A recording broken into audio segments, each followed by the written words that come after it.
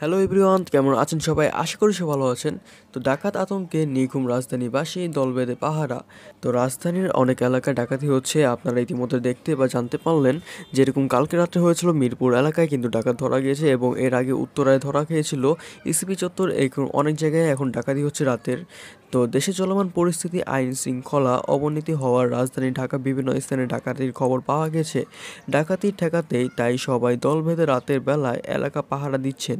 আতঙ্ক ছড়িয়ে পড়লে হয়েছে মাইকিংও।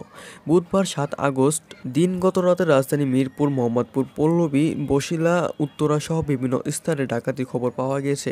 অনেকে ফেসবুক পোস্ট করে সবার কাছে খবর পৌঁছে দিচ্ছে।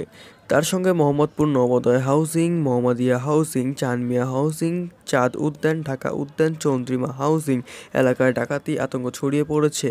নবোদয় হাউজিং থেকে 2 লাখ টাকা ডাকাতি হওয়ার অভিযোগ করেছেন সেখানকার একটি বাড়ির মালিক। পরে সেনাবাহিনীর একটি দল ঘটনাস্থলে পৌঁছালে স্থানীয়রা 11 জনকে আটক করে তাদের হাতে তুলে দেন। এলাকাবাসী জানান, দেশীয় অস্ত্র হাতে কিছু তরুণ কিশোরী ছোট ছোট দল রাস্তায় ঘোরাফেরা করছিল। তারা বিভিন্ন বাড়ির দরজা ধাক্কা দিয়ে খুলতে বলছিল। ডাকাত আতঙ্কের মধ্যে সেনাবাহিনী একাধিক দল ঘটনাস্থলে পৌঁছালে মানুষ কিছুটা স্বস্তি বোধ করে।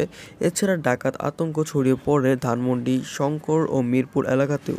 মিরপুর 14 নম্বর সরকারি কর্মকর্তাদের একটি আবাসিক এলাকায় বাসিন্দা চিকিৎসক আবির হোসেন জানান, তাদের হাউজিং কমপ্লেক্সের ভিতরে ডাকাত ঢুকে পড়েছিল বলে খবর ছড়িয়ে পড়লে সবাই আতঙ্কিত হয়ে পড়েন। সো এভরিওয়ান, দেশের এই পরিস্থিতি দেখে অনেকে এটার ফায়দা নেওয়ার চেষ্টা করবে, যেমনটা আগের 2 দিন আগে হয়েছিল, হিন্দুদের উপর আক্রমণ করেছিল এক দুর্বৃত্তরা।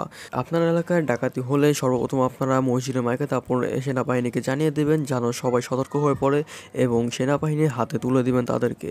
সো এভরিওয়ান, ভিডিও ভালো লাগলে চ্যানেলকে লাইক, শেয়ার অ্যান্ড সাবস্ক্রাইব করে রাখবেন। আর হ্যাঁ, যে কোনো ভিডিও সবার আগে পেতে চ্যানেলকে বেল আইকন প্রেস করে অল করে দিবেন। তো ভিডিওটি সম্পূর্ণ স্কিপ না করে দেখার জন্য আপনাকে অনেক ধন্যবাদ।